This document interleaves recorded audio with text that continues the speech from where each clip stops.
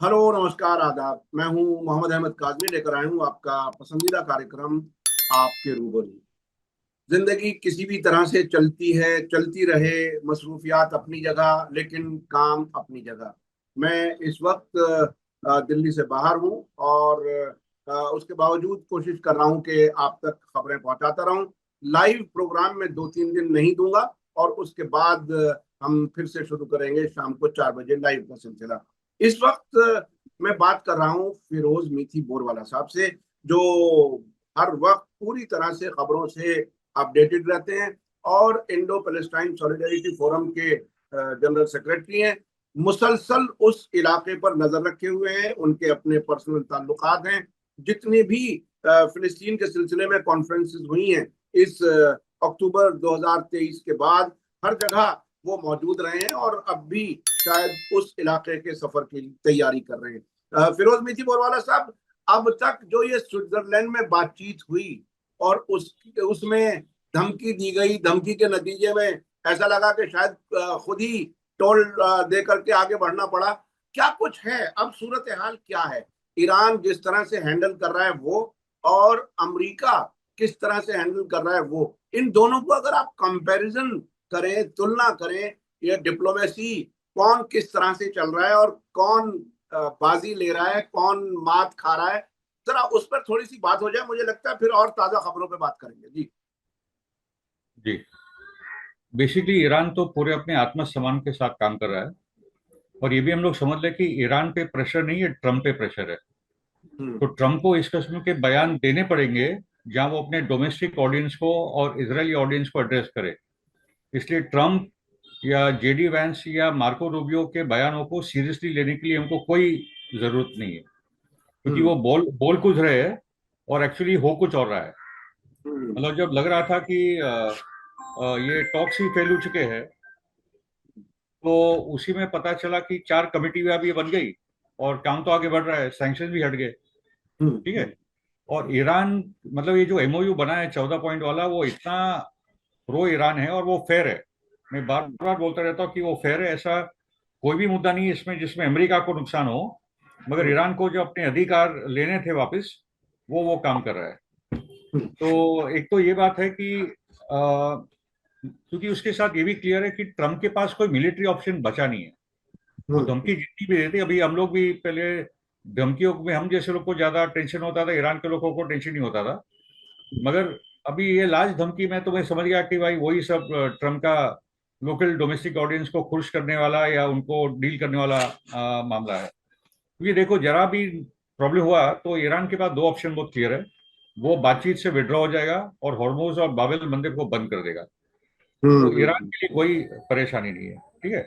मगर हुआ क्या है, एक तो देखो, और बहुत इंपॉर्टेंट बात है कि ईरान ने जाके वहाँ फोटो लिए नहीं उनके साथ। हम्म। पाकिस्तान डेलीगेशन का था कि अमेरिका ये वो सब लोग एक ही कमरे में 40 के बाद छाए होंगे, तो चलो फोटो ले लेते हैं। ईरान ने बोला हमको कोई फोटो में, हम यहाँ कोई दोस्ती यारी करने के लिए नहीं आए हैं, यहाँ बातचीत हो, जो तय हुआ है उसको लेकर आगे बढ़े।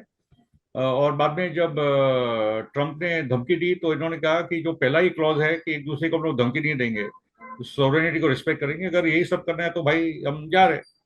तो हम्म। बेचारे वो कतारी और पाकिस्तानी डेलीगेशन वाले भी ठंडे हो गए थे। जेडी वैंस भी देखता रह गया कि कौन से लोग हैं कि भाई दुनिया का सबसे शक्तिशाली देश जो अपने मानने वाला है उनको छोड़कर ईरान का पूरा डेलीगेशन ही जा रहा है। मगर हम लोग देखेंगे कि 4 कमेटियां बनी हैं और चारों का काम चल रहा है।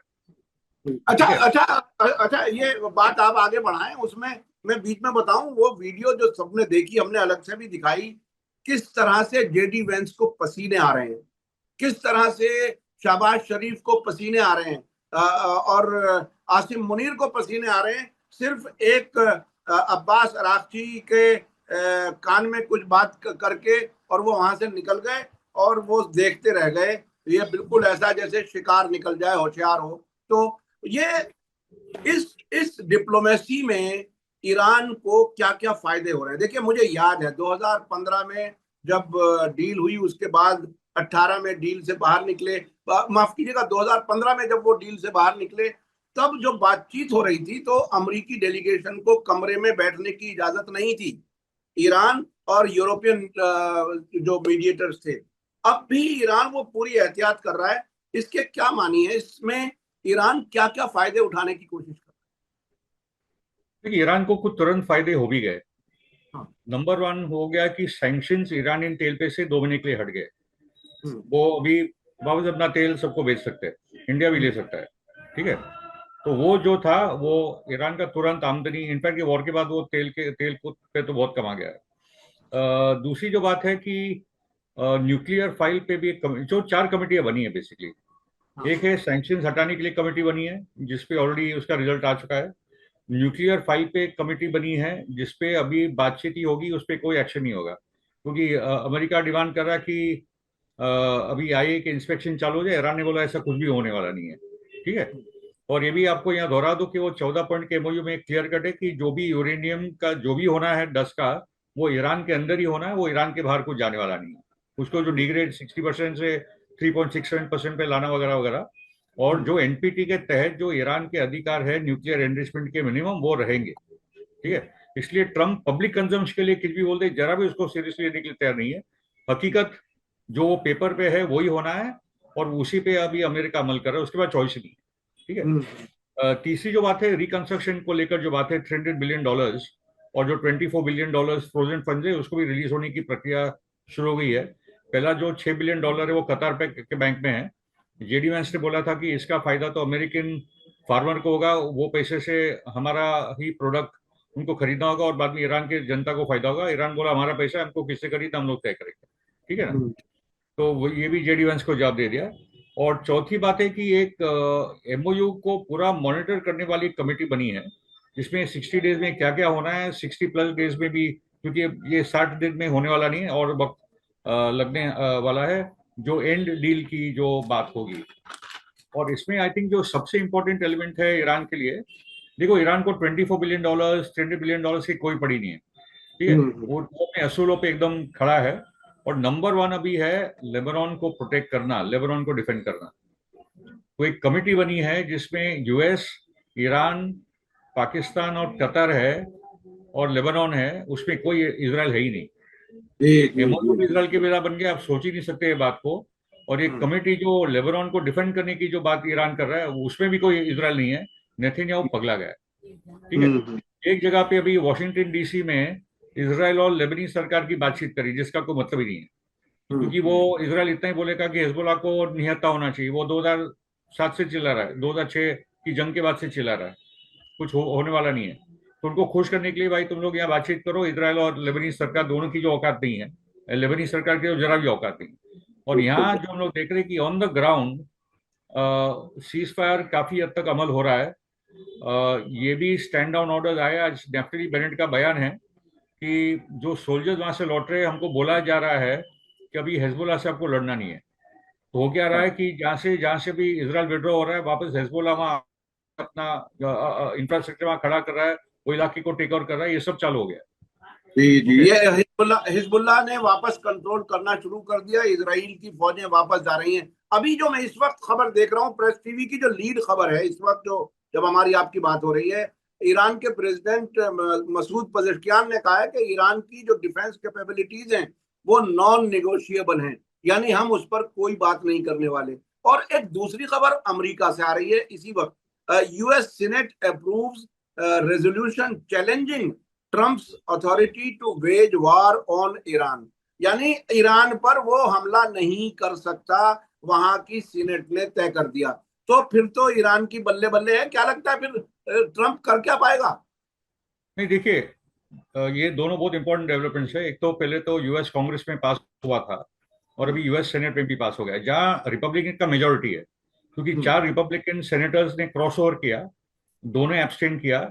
एक ही फेटरमैन करके है, जॉन फेटरमैन, जिसने, जो डेमोक्रेट है, जिसने वहां वोट किया। मगर 50-48 में ये रेजोल्यूशन पास हो गया, ट्रम्प भड़क चुका है। मगर हम्म। पॉइंट क्या है कि इसको ट्रम्प वीटो कर सकता है। हाँ। बाद में ये अच्छा। वापस वोटिंग में जाएगा, टू थर्ड होगा नहीं। मगर ये जब ट्रेजरी में आएगा कि बजट सैंक्शन करो, तब उसको रोका जा सकता है, I think by simple majority. Okay. Hmm. मगर ये बहुत बड़ा पॉलिटिकल डिफीट है ट्रम्प का, कि कांग्रेस और सेनेट दोनों जगह पे आए कि अगर तुमको वॉर में जाना है तो हमारे पास आना पड़ेगा। और मैं और तो मानता शायद हूँ कि और शायद ट्रम्प के लिए ये बहाना भी हो जाएगा कि एग्जैक्टली। वो जंग ना लड़ सके, वो, और एग्जैक्ट। चूंकि नवंबर के इलेक्शन उसके सामने हैं, मुझे लगता है ये तो ट्रम्प को मदद ही करेगा ये रेजोल्यूशन। एग्जैक्टली, ट्रम्प कोई लड़ना चाहता नहीं है, तो उसके लिए अच्छा है कि देखो कांग्रेस और सेनेट भी अभी बोल रहे हैं तो मैं क्या करूं वगैरह वगैरह वगैरह, ये सब हाँ। अच्छा खासा है ट्रम्प के लिए, क्योंकि उसके पास मिलिट्री ऑप्शन है नहीं, उसके जी पास जी। टोमोक मिसाइल है नहीं, बनाने में भी बहुत वक्त लगने वाला है। ओके, हम्म, तो अगर जंग भी करनी तो 6-8 महीने के बाद सोच सकते हैं, अभी तो उनके पास वो ताकत ही नहीं है। जी ओके, जी जी।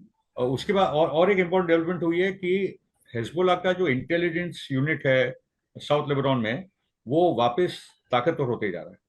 उनको हम्म पता है कि सीनियर कमांडर्स कौन है, कहाँ है, उनको उन्होंने टारगेट करना शुरू कर दिया है। ओके, हम्म तो खाली सोल्जर्स को नहीं मार रहे, मगर उनको इंटेल है अभी कि हम लोग सीनियर कमांडर्स को मारेंगे, तो उससे भी हम्म इजराइल बहुत घबरा गया है, उनके कमांडर्स घबरा गए। Okay, so the point is के ये जो पहला राउंड हुआ है जिनीवा का, जिसमें हम्म, बहुत कम उम्मीद थी, हाँ। मगर ये भी हम लोग अभी समझ जाए कि अमेरिका बेबस है, उसको ये डील की जरूरत है ताकि ये मामले से वो निकल जाए। ओके, वो एकदम आके फंस चुका है, और पॉइंट है कि उसको एक्चुअली देखना है वेस्टर्न पैसिफिक इलाके की तरफ।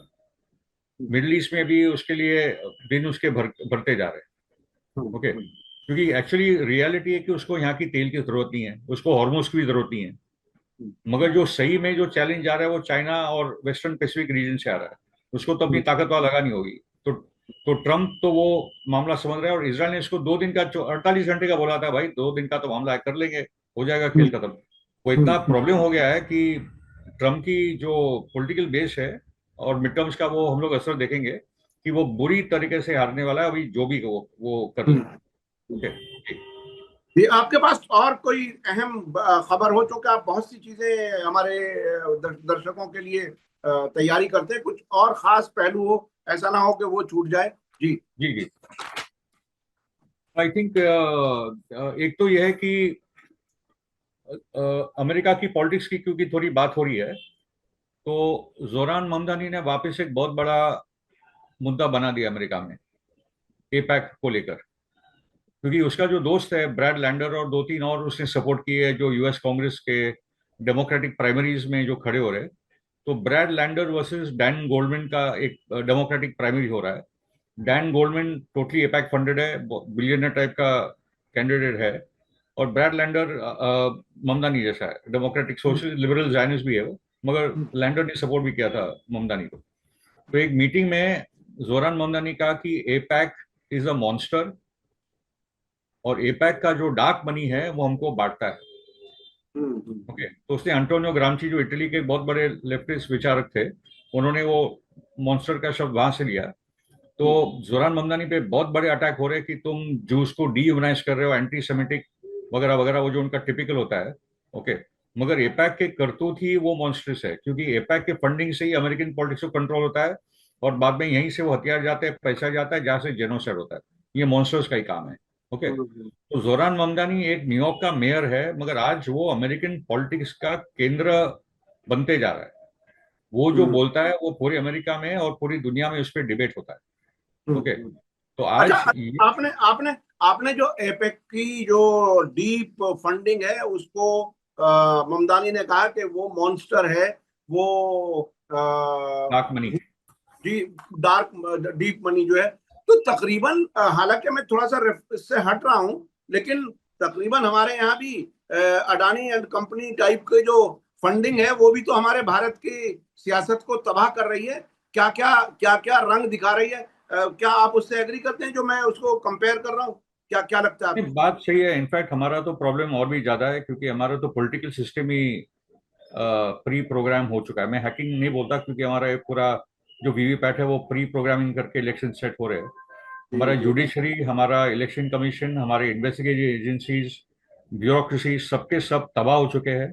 पूरा सिस्टम इस देश में करप्ट हो चुका है, और पूरा का पूरा कॉर्पोरेट टेक ओवर हो चुका है। जी जी। आज की जो कल की जो रिपोर्ट है कि ब्लूमबर्ग और फोर्ब्स की रिपोर्ट है कि डोनाल्ड ट्रंप का जो बेटा है, डोनाल्ड ट्रंप जूनियर, हम्म, उसकी और अडानी की मीटिंग हो चुकी थी लास्ट ईयर अहमदाबाद में, और हम्म, अडानी का जो बेटा है जीत अडानी, वो गया था मारा लागो वहाँ मीटिंग करने के लिए। मतलब अडानी पे जो करप्शन केसेस है वो कैसे खत्म हो। तो हम्म, ट्रम्प के जो खुद के प्राइवेट वकील है, पर्सनल वकील, उन्हीं ने वो केस लड़ा है, सलिवन करके कंपनी है, और एक बोरिस एप्स्टाइन करके है, जो पर्सनल एडवाइजर ट्रम्प का, उसने भी एक बहुत बड़ा रोल निभाया। तो हम्म, अडानी के घोटाले, मतलब मोदी के घोटाले, जो उसमें बुरी तरह फंसे थे, तो लेन देन करके $10 बिलियन का इन्वेस्टमेंट वगैरह वगैरह, तो ये पूरा जो कॉर्पोरेट क्रोनिज्म है भारत में, हमारा देश तो बहुत गया गुजरा है एकदम अथॉरिटेरियन, और इलेक्शन का कोई मतलब नहीं रहा है देश में। ये हम्म, दूसरे देशों में तो, मतलब ब्रिटेन में भी की स्टारमर को जाना पड़ा, जो बिल्कुल। लेबर फ्रेंड्स ऑफ इसराइल से आता है। हम्म। ओके, और वो तो बहुत ही यहाँ तो अथॉरिटेरियन। यहाँ तो पहले तो मशीनों में गड़बड़ की जाती है, फिर जो लोग दूसरों के जीतते हैं उन्हें भी खरीद कर लिया जाता है। तो खैर, एग्जैक्टली। आपने बहुत ही बेहतरीन तरीके से अडानी, यानी मोदी और ट्रम्प के रिश्तों को बहुत अच्छे से बता दिया। ये बहुत, आपकी जानकारी बहुत गहरी है। हालांकि मैंने हल्के से रेफरेंस पे बात की थी, लेकिन आपने कुछ सबूतों के साथ ये बात कही है। अच्छा, अब मैं वापस फिर चलना चाहता हूँ। देखिए, इस वक्त जंगबंदी की हालत है, और जंगबंदी पर किसी हद तक अमल भी किया जा रहा है। इसराइल पर प्रेशर है कि वो हिजबुल्लाह पर और लेबनान पर हमले ना करे। इस वक्त अगर थोड़ा सा ये असेसमेंट कर लिया जाए कि क्या क्या जीता, क्या क्या हारा, किसको क्या मिला, किसने क्या नुकसान किया, थोड़ा सा अगर एक 5 मिनट में बता दे, तो मेरे ख्याल से फिर बात हमारी आगे चले। जी, सिर्फ लेबनान में हमले बंद नहीं करने इसराइल को निकलना पड़ेगा वहां से, हम्म, वरना ईरान ये डील नहीं साइन करेगा। तो हम्म, 60 डेज 70 डेज के बाद जो भी फाइनल डील होगी, हाँ, उसमें ईरान इसमें बहुत स्पष्ट है। सीज फायर तो पहला कदम है। हम लोग देख रहे हैं कि कुछ कुछ इलाकों में से इसराइल की आर्मी पीछे हट रही है, हिजबुल्ला वापस उस इलाके में आ रहा है, और फाइनली 60 to 70 या 90 डेज जितना वक्त लगे, मगर फाइनली इसराइल को वहां से हटना होगा। हम्म, ठीक है, ये ईरान हम्म, बहुत स्पष्ट है, नहीं तो फाइनल डील साइन होगी, ईरान जाके बाबेल मंदेब और हॉर्मुज बंद कर देगा, फिर जो करना है तुम हम्म, लोग करोगे। ठीक है। जी, जी, जी, जी, और और उसके साथ ये भी आप देखिए, दो जगह से रिपोर्ट आई है। लॉरा रूमर का वापस एक, लॉरा रूमर जो मोसाद के एजेंट अमेरिका में, ट्रम्प को खुद फोन करती है, उसने हम्म, बोला कि बहुत बड़ा इस्लामिक आतंकवादी होने वाला है। दूसरा एक यहूदी है, जिसने ट्विटर पे डाल दिया था कि अभी एक वक्त है कि इनको सबक सिखाना, और एक 9/11 होगा और एक पर्ल हार्बर होगा, तो उनको कौन उनके दोस्त है और कौन उनके दुश्मन, इनको समझ में बताएगी। ठीक है। हम्म, तो अभी जो पूरा मामला फंसा है कोई ना कोई, और उसके साथ मैं आपको बता दूं, ट्रम्प को चिंता है कि उसको असैसिनेट ही ना कर दे, क्योंकि 4 बार ये ड्रामे हो चुके हैं असैसिनेशन के। बोले 5वीं बार हुआ तो 5वीं बार हो गया। हम्म, ठीक है। तो आने वाले 3 महीने लीडिंग टू मिड टर्म्स तो बहुत ही खतरनाक है, क्योंकि नेतन्याहू का इलेक्शन अक्टूबर में है, सितंबर में भी हो सकता है, वो हारने वाला है। अगर बिल्कुल, कुछ बिल्कुल। बड़ा हादसा नहीं हुआ, तो नेतन्याहू तो डेफिनेटली, मतलब 120 सीट में से उसके अलायंस को भी 49 सीट्स की, 50 के नीचे चला गया वो। हम्म, ओके। और सो नेतन्याहू बहुत ही बड़े क्राइसिस में है, और वो बहुत बड़ा क्रुक है, हम लोग जानते हैं, क्रिमिनल माइंडेड है। उसी के होते हुए 9/11 वगैरह करवा गया था। उससे तो 95 में बोला था कि वर्ल्ड ट्रेड सेंटर जैसा कुछ होने वाला है तुम्हारे देश में, ये इस्लामिक आतंकवादी हो, ये 95 की बात है, नेतन्याहू ने बोला था। ओके। हम्म, तो आने वाले 3-4 महीने बहुत ही खतरनाक है। और ओवरऑल, कल में एक और एक हिंदी डिबेट में था कुछ मिलिट्री जनरल वगैरह के साथ, तो उसमें से एक सोदी साहब, बहुत ही अच्छे, आपके चैनल पर उनको लाना चाहिए कभी। जी, जी, उन्होंने क्लियर कट कहा कि मैं ईरान को भी गलत मांगता था पहले, मगर जब 12 दिन की जंग हुई तो मैं पढ़ने लगा, और बाद में पता चला ईरान एकदम सही है, और पैलेस्टाइन भी अपने जगह पे बहुत सही है। और ईरान हम्म, को खाली एक मुस्लिम देश करके मत देखो, वो मामला मुस्लिम यहूदी क्रिश्चियन वाला मामला नहीं, उस ये जमीन का सवाल है, तो उसे जरा बढ़कर देखो। और उन्होंने भी बात कही कि ईरान जीत चुका है, और मैंने बोला कि अगर, क्योंकि वो मिलिट्री वाले बोल रहे थे, तुम देखो 6 महीने में, 3 महीने वापस अमेरिका अटैक करेगा। मैं बोला हम्म। जैसे ये टाइम पे हारा, वैसे वो और एक बार हारेगा। अमेरिका का हारना निश्चित है, उसकी औकात ही नहीं है। अरे खर्ग आइलैंड भी नहीं ले पाएगा वो। ठीक है। मैं तो बाकी इससे मैं उनको छोड़िए। तो मैं तो इससे आगे ये कहता हूं कि जितनी बार हमले करेगा उतना ही कुछ दे करके जाएगा, ले करके नहीं जाएगा। एग्जैक्टली। अभी अभी पिछले 2-3 हफ्तों में जो हमले हुए हैं, उसमें बिल्कुल जैसे हिंदुस्तानी एक मुहावरे के तौर पे कहा जाता था, वो उधर से एक शेर तो इधर से 5 शेर, यानी कई गुना ज्यादा सीवियर जवाबी हमले किए हैं ईरान ने। तो अभी जितनी बार भी आएगा, जून 2025 में आया, फरवरी में 2026 में आया, हर बार उसको मुंह की खानी पड़ी है। और अब तो इस पूरे इलाके में अमरीकी फौजी अड्डे खत्म, और अब ये तय इसमें हो चुका है यहाँ से तय हो चुका कि अमेरिकी कोई फौज यहाँ नहीं रहेगी, सब यहाँ से इस इलाके से निकल जाएगी। तो बाकी बचा क्या? इसराइल के लिए क्या बचा, अमेरिका के लिए क्या बचा? बेसिकली अभी दो तीन मामले मुद्दे बहुत इंपॉर्टेंट है जो आप आपकी बात को आगे बढ़ाते हुए। जी नंबर वन कि अमेरिका मतलब अभी कौन कहाँ जा रहा है हम लोग वो देख ले। जी हाँ, जी हाँ। मतलब ये तुरंत पेजिशकियान एक 30 मेंबर डेलीगेशन करके लेकर वो चले गए पाकिस्तान। क्योंकि मुझे लग रहा है कि पाकिस्तान और ईरान की एक पाइपलाइन की जो बात है, इंडिया तक बात थी हमारा कब बनेगा तब, मगर पाकिस्तान ईरान एक पाइपलाइन, ईरान ने तो अपना बना लिया है, तो वो पाइपलाइन बन जाएगी जो ऑयल एंड गैस पाकिस्तान को सस्ता मिलेगा। हाँ। और उसके साथ दूसरी बात है कि अराकची गए थे ओमान, ताकि हॉर्मूज को लेकर जो उनकी जो स्ट्रेट ऑफ हॉर्मूज को एक सिस्टमिक तरीके से ईरान और ओमान चलाए, उसके टोले वो सब काम उनका जारी, और बाद में अराकची पाकिस्तान गए।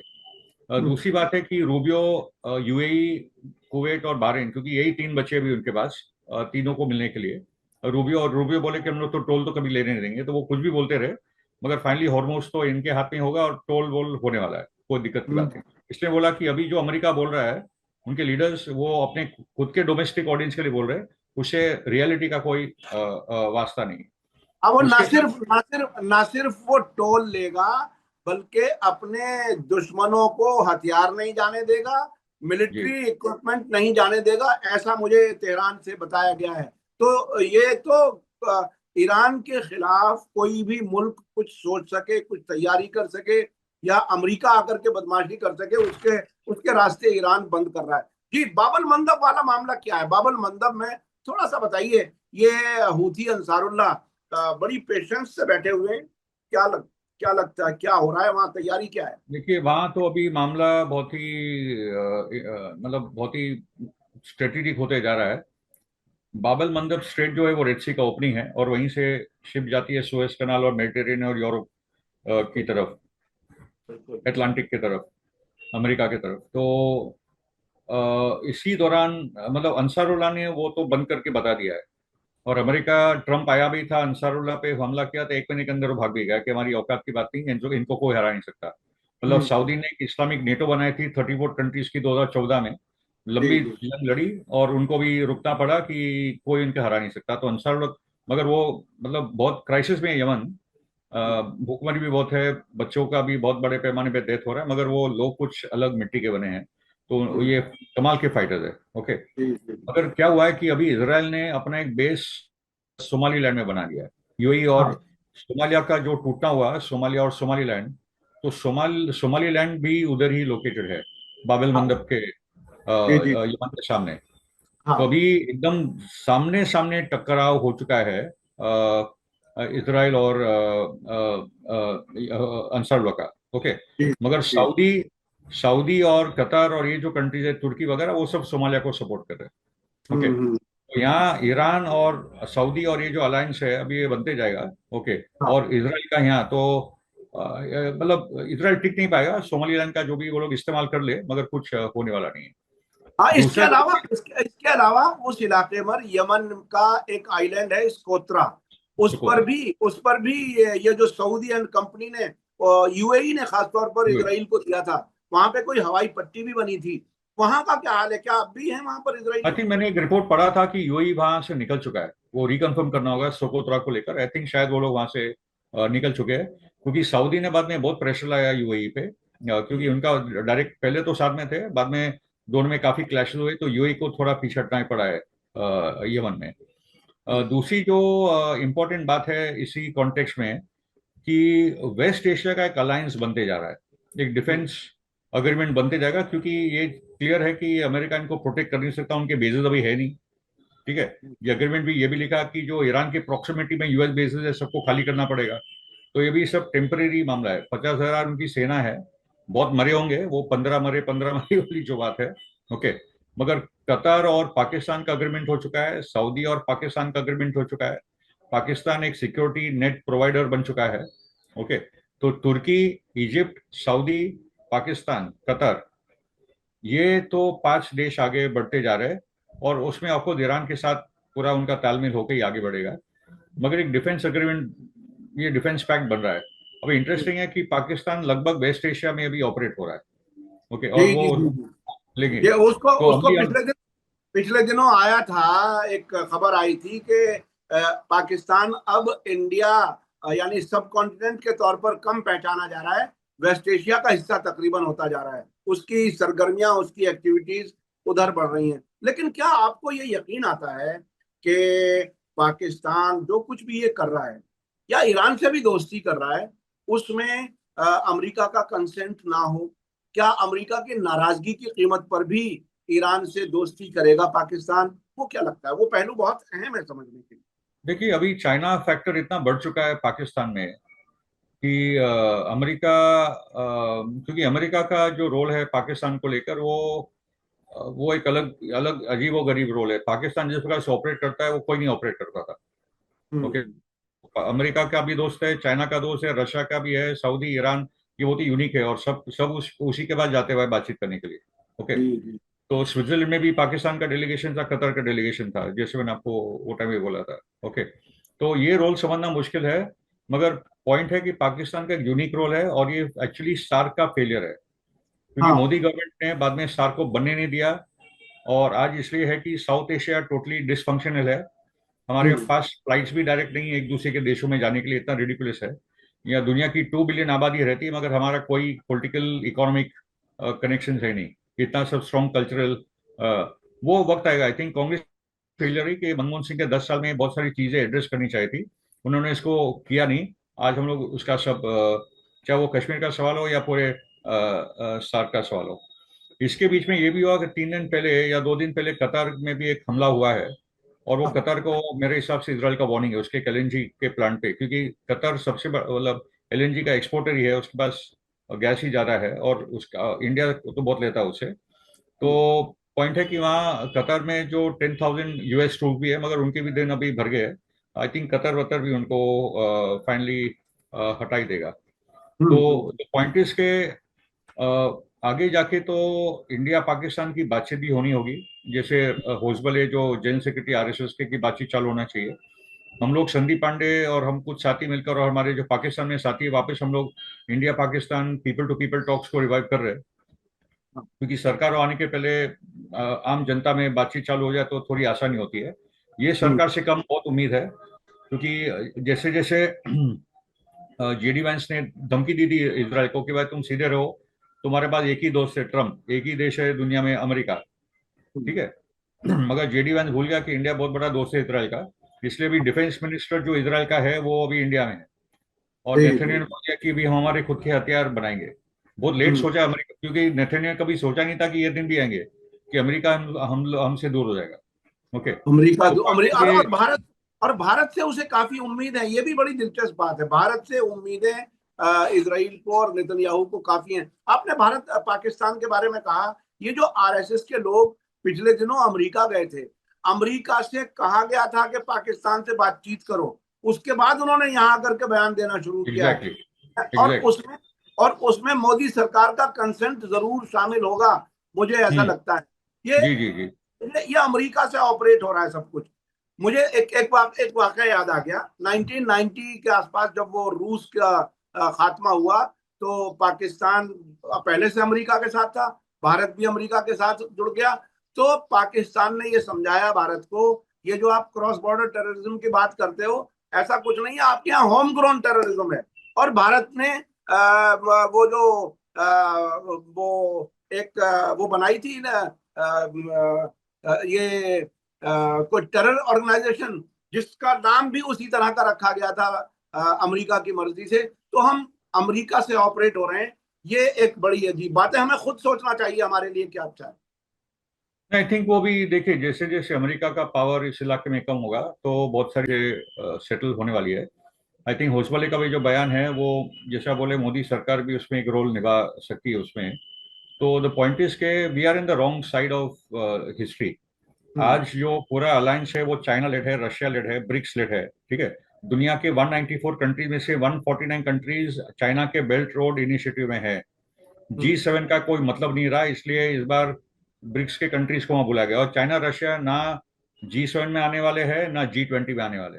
जो भी प्लेटफॉर्म यूएस और यूके या एंग्लो सैक्सन बोल के है, उसमें कोई चाइना रशिया आने वाला नहीं है।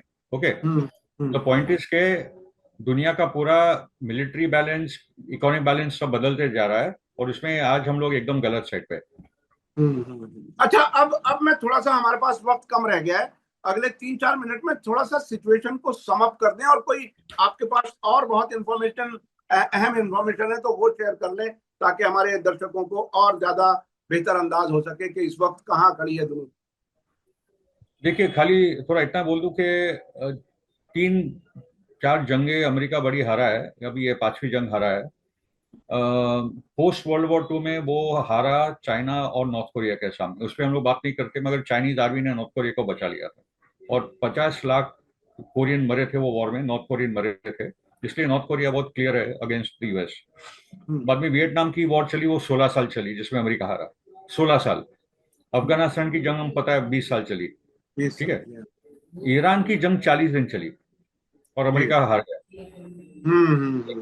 तो ये इतनी इंटरेस्टिंग पूरी दास्तान है कि यानी 40। यानी अफगानिस्तान में 20 साल लगे और ईरान में सिर्फ 40 दिन में उसको हारना 40 पड़ा, दिन और हाँ, और जंगबंदी का खुद ऐलान करना पड़ा। और एग्जैक्टली। मुझे याद आ रहा है कि वो जो 13 दिन की जंग खत्म हुई थी, तब भी ईरान से इन्होंने गिड़गिड़ा करके जंगबंदी मांगी थी। जी जी। जी। तो मैं आखिर में इतना ही कहूंगा कि ये जो भी टॉक्स चल रहे हैं वो इम्पोर्टेंट है, और कुछ हमारे लोग हैं जो ईरान के रिफॉर्मिस्ट को गाली देते रहते हैं, मगर मेरा मानना है कि वहाँ के जो प्रिंसिपलिस्ट है, कॉन्जर्वेटिव है और रिफॉर्मिस्ट है, सब आपस में बातचीत करके तय करे, कोई भी एक लॉबी एक दूसरे को टारगेट नहीं करी है। तो एक हम्म, सहमति से काम हो रहा है, हम लोग वो समझे। आयतोला मुस्तफा खामेनाई पूरे के पूरे प्रोसेस में है, और हम्म, ये एमओयू से जो हुआ है, कमाल का एमओयू है, और उससे पहले फेज में ईरान को फायदे, अभी तो अग्रीमेंट और वो सब बहुत आगे की बात है। ओके। हम्म, हम्म, दूसरी बात है कि क्लियर कट ईरान जीत चुका है ये जंग, हम्म, और अगर अमेरिका को वापस आना है वो वेलकम है, उसके बाद तो और भी खत्म हो जाएगा। ये बहुत कम चांसेस है कि अमेरिका वापस आए अटैक करने के लिए, मगर ईरान की पूरी तैयारी है। हम्म, आज इनफैक्ट अमेरिका के पास हथियार नहीं अटैक करने के लिए, ईरान के पास तो पूरा तैयार है, और वो 24/7 उनका काम चल रहा है। जी जी जी। तीसरी बात है कि न्यूक्लियर इशू पे जरा भी ईरान कोई कॉम्प्रोमाइज नहीं करने वाला, न्यूक्लियर डस्ट वहीं रहेगा, वहीं डिग्रेड होगा। आईईए को भी नहीं आने देगा, क्योंकि आईईए ने एक स्पाइंग का काम लास्ट टाइम किया था, न्यूक्लियर साइंटिस्ट के नाम दे दिए थे, जिससे बाद में बिल्कुल मोसाड ने उनको मारा था। तो अभी तो बिल्कुल। आईईए की भी बातचीट, कौन आएगा अंदर वो सभी देखना होगा। हम्म, चौथी बात है कि दुनिया तेजी से बदल रही है, यूएस एम्पायर इन डिक्लाइन है, मगर डिक्लाइन होते होते वो बहुत नुकसान करेगा। चौथी बात है कि आपको भी देखना होगा कोलंबिया के तरफ, क्यूबा के तरफ, क्योंकि कोलंबिया के प्रेसिडेंट ने बहुत बड़े पैमाने पे पैलेस्टाइन को सपोर्ट किया, तो अभी इलेक्शन में उसको टारगेट किया गया है। तो जो हम्म, लेफ्टिस्ट कैंडिडेट है और जो राइटिस्ट कैंडिडेट है, उसमें 1 टका का अंतर है। मगर हम्म, कोलंबिया के प्रेसिडेंट ने बोला कि ये इलेक्शन को इजरायली कंपनी ब्लैक कोड ने मैनिपुलेट किया है, और एक एक वोट काउंट होगा, उसके पहले रिजल्ट, मतलब ये रिजल्ट तो कभी जुलाई में डिक्लेयर होगा, और जुडिशरी डिक्लेयर करेगी। कोलंबिया की तरफ देखो, की हम्म, स्टामर का ब्रिटेन में जाना एक पॉजिटिव साइन है, क्योंकि वो बहुत ही प्रो इसराइल था। एंडी हम्म, बर्नम भी है, मगर उससे थोड़ा कम है, देखना होगा क्या होता है। तो हम्म, बहुत सारी चीजें हमारे पक्ष में हो रही है, और लेबनान लड़ रहा है। लेबनान को ईरान और एकदम साथ है, जो कोशिश थी कि एक्चुअल पैलेस्टाइन अलग, हिजबुल्ला अलग, ईरान अलग, अंसारुल्लाह जैसा ही नहीं है। अभी ईरान के साथ बातचीत हो रही है, आप सोच भी नहीं सकते, एक ही टेबल पे बैठ के अमेरिका और ईरान बैठ के बात करे लेबनान की तकदीर को लेकर। बिल्कुल, ये बहुत बड़ी और बात है। अच्छा, और इसराइल वो टेबल पे है नहीं, और इसराइल वो बिल्कुल, टेबल पे है ही नहीं। इसराइल टेबल पर है नहीं।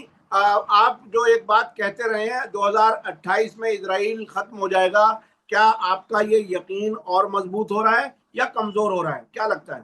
नहीं, इसराइल की जो करतूत है उससे तो और भी यकीन हो रहा है, क्योंकि उनके जो बयान आ रहे हैं एक से एक, वो पगला गए, उनको पता नहीं हम दुनिया जी के सुप्रीम रेस है, हम दुनिया को कंट्रोल करते हैं, we we control the world, we rule the world. अभी भाई ये बकवास कर रहे, तुम्हारी जी। औकात रही नहीं दुनिया में भाई, तुमको सब लोग नफरत करते हैं, ये तो ट्रम्प ने बोल दिया।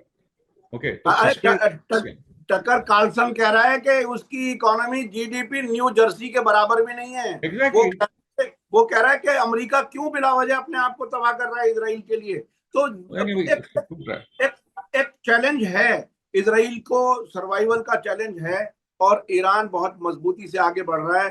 अमेरिका की मौजूदगी भी इस इलाके में कम से कमतर होती जा रही है। शायद अब तक तकरीबन 5 मुल्क गल्फ के, मिडिल ईस्ट के हैं जहां से कमोबेश अमेरिका तकरीबन जा चुका है। वो हिजबुल्लाह के लिए कहता है कि सीरिया हैंडल करे, इजराइल के बस की बात नहीं है। तो एक अजीब अजीब भौचाल है पूरे इस इलाके में। आने वाले वक्त में क्या सूरत हाल होगी हम बताते रहने की कोशिश करेंगे। फिरोज मिसी बोरवाला साहब, आप बहुत ही अहम इंफॉर्मेशन देते हैं। मैंने तो वो भारत और अमेरिका का कंपैरिजन हल्का सा इशारा किया था, आपने जो कनेक्ट किया है वो बहुत ही दिलचस्प है। ट्रंप की फैमिली को और अडानी को बहुत बहुत शुक्रिया। मैं अपने दर्शकों से कहना चाहूंगा कि आज का वीडियो आपको कैसा लगा कमेंट्स में जरूर लिखें और ज्यादा से ज्यादा लोगों तक शेयर करें। इसी के साथ मुझे दीजिए इजाजत। धन्यवाद, शुक्रिया। जय भारत, जय हिंद। हमारे चैनल मीडिया स्टार वर्ल्ड को सब्सक्राइब कीजिए और बेल आइकॉन दबाइए ताकि हमारी हर नई वीडियो का नोटिफिकेशन आपको सीधे मिलता रहे। अगर आपको हमारी खबरें पसंद आती हैं तो उन्हें अपने व्हाट्सएप, इंस्टाग्राम, फेसबुक और ट्विटर अकाउंट्स पर शेयर करना ना भूलिए ताकि और लोग